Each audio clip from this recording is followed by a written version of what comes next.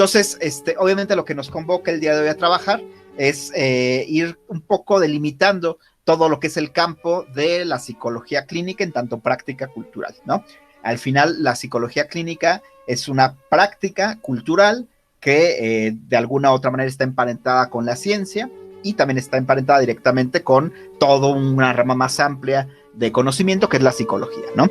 Digamos que la psicología clínica, para empezar, digamos, a situar el campo, sería una aplicación técnica de los conocimientos generales que se gestan en el campo de la psicología como ciencia, ¿no? Lo que hacemos los psicólogos clínicos no es otra cosa sino tratar de aplicar en un ámbito estrictamente clínico, es decir, vinculado con la salud y la enfermedad mental, entonces aplicar ese conocimiento psicológico a el campo clínico. Es lo que tratamos de hacer los psicólogos clínicos, a veces con mayor o menor éxito, ¿no?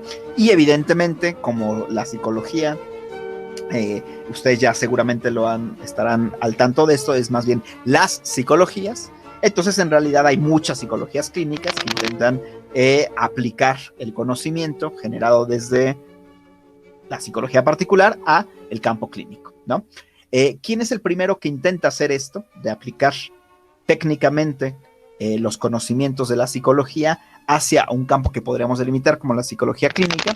El primero es Leitner Whitmer, ¿sí? Y aquí hay cierto número de cosas que me gustaría comentar en relación a Leitner Whitmer, ¿sí? Primero me gustaría comentar cuál es de alguna u otra manera su genealogía o de dónde surge la idea que tiene Whitmer de construir una psicología clínica, ¿no? Y tenemos que obviamente remontarnos al siglo XIX, ¿sí? En particular al laboratorio de psicología experimental de Wilhelm Wundt. Sería muy importante que ustedes entiendan, y lo digo porque siempre en el examen no falta el despistado, que yo pregunto quién es el padre de la psicología clínica y me dice Wilhelm Wundt. No. Wilhelm Wundt es el padre de la psicología experimental. Whitmer es el padre de la psicología clínica. En todo caso hay un vínculo muy íntimo entre ambos, porque Whitmer fue de los norteamericanos, que se fue a estudiar con Wundt, ¿sí? Entonces Whitmer tiene una formación muy sólida en la psicología experimental en el laboratorio de Wilhelm Wundt. Y si ustedes recuerdan, sobre todo cuando Wundt trabajaba la psicología experimental, él estaba muy, digamos, comprometido con estudiar todo lo que tiene que ver con los procesos psicológicos básicos. Y a Wundt le interesaba, sí, estudiar la conciencia como tal, pero en función también de los procesos psicológicos básicos, como el aprendizaje, la percepción, el lenguaje, la memoria, etc. ¿Sí? Entonces, evidentemente, Whitmer tiene una sólida formación experimental de la mano de Wundt, ¿sí? Bueno, Whitmer se forma allá en Leipzig, que era el lugar donde Wundt daba sus clases, ¿sí? Y regresa a Estados Unidos. Y cuando regresa a Estados Unidos, le solicitan o le piden que ayude a un niño. Básicamente lo que pasaba con este niño es que era un niño que tenía muchos problemas de aprendizaje, era muy inteligente aparentemente, pero tenía problemas para el aprendizaje en particular del lenguaje, ¿no?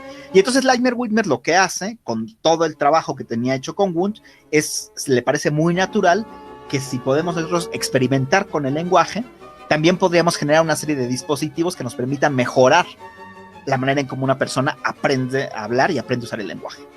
Y justamente lo que hace Leitner Whitmer es plantear un procedimiento técnico para intervenir con para evaluar a este niño primero y luego intervenir con él. Y el procedimiento es un éxito. Es decir, el niño realmente aprendió a hablar, ¿sí? Con la intervención de Leitner Whitmer. Y justamente a partir de ahí, Leitner Whitmer se le prende la idea o el foco de proponer la idea de la psicología clínica, ¿sí? La psicología clínica como una serie de técnicas que permitirían o ayudarían a las personas mejorar sus procesos psicológicos básicos. En particular, como dices, Mariel, aquellos vinculados con lo que regularmente ha tenido que ver con el aprendizaje, ¿no? Entonces, en un primer momento, la psicología clínica parecería que es muy cercana a la psicología educativa, ¿no? De hecho, lo que voy a poner acá es que les voy a poner la definición que Leitner Whitmer da en un primera instancia de psicología clínica. Me interesa mucho que analicemos con detenimiento esta definición, ¿sí? para que podamos de alguna u otra manera entender qué entendía Leitner-Whitmer por psicología clínica y sobre todo cómo ha cambiado la idea, ¿no? Entonces les pongo la definición.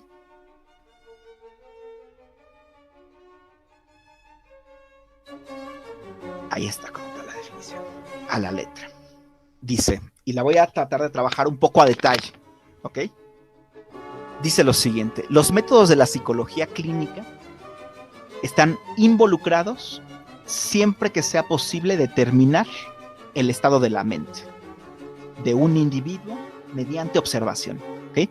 Primera observación importante que me parece capital que entendamos, ¿ok? Leitner-Whitmer lo que dice es que para poder utilizar los métodos de la psicología clínica tiene que ser posible determinar el estado de la mente de un individuo, ¿ok? Y determinarlo a partir de la observación y la experimentación, ¿ok? O sea, para Leitner-Whitmer de entrada no podemos intervenir los psicólogos clínicos en ese momento sobre cualquier cosa, sino sobre fenómenos mentales que podamos observar y con los cuales podamos experimentar. Entonces, tendríamos que poderlo observar y experimentar, ¿ok? Eso dejaría de lado muchas cuestiones a las que actualmente, por ejemplo, se dedica un psicólogo clínico. Por ejemplo, el bienestar, ¿ok? Un psicólogo clínico no tendría forma de trabajar con el bienestar. ¿Por qué? Porque no es observable ni se puede someter a la experimentación. O un psicólogo clínico no podría trabajar con alucinaciones, por ejemplo, desde este punto de vista, porque no es observable, otra vez, y no se puede experimentar con él, ¿sí? De hecho, habría muchas cosas que un psicólogo clínico no podría hacer, porque únicamente podríamos trabajar con aquello que es observable y con lo que podamos experimentar. Leitner-Whitmer, pensaba otra vez en procesos psicológicos básicos, ¿ok? ¿Con qué puedo experimentar? Con la percepción, con eso sí puedo experimentar, con la emoción, con la memoria, con la facultad de hablar, ¿sí? Con la capacidad para resolver problemas, la capacidad para aprender, ¿okay? Esos son procesos muy simples donde fácilmente yo puedo determinar si la persona está aprendiendo lo que debería aprender, está hablando como debería hablar, está experimentando emocionalmente lo que debería experimentar emocionalmente, etc. Entonces eran procesos muy básicos que se podrían determinar por observación y experimentación, ¿sí? Y la idea de Whitmer, si nos quedaron claros los procesos, sí me interesa que tengamos por lo menos algunos, entendamos que no, de entrada no era la esquizofrenia o no eran los trastornos mentales como el trastorno depresivo, por ejemplo, sino cuestiones muy, muy elementales, ¿ok?